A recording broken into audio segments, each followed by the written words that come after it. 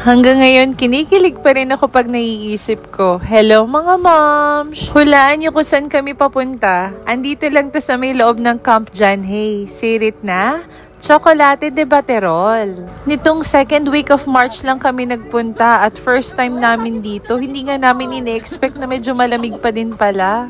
At andito pa lang kami sa labas, super bango na. Alam niyo yung parang chocolate na coffee, ang bango-bango. Maganda rin yung setup ng restaurant nila. Maganda yung ambience.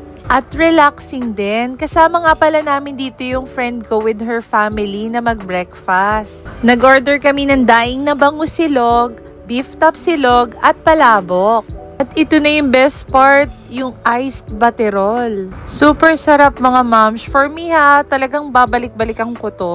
Malasa at masarap din yung palabok nila. Gustong-gusto nga ni Soy Soy eh.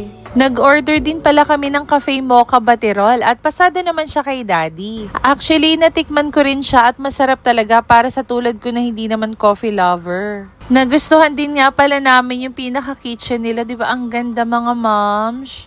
Masasabi mo talaga na napaka-refreshing ng lugar. Meron din na pala silang corner para sa mga pasalubong. Overall, nag-enjoy kami mga moms. For me, it's worth the hype.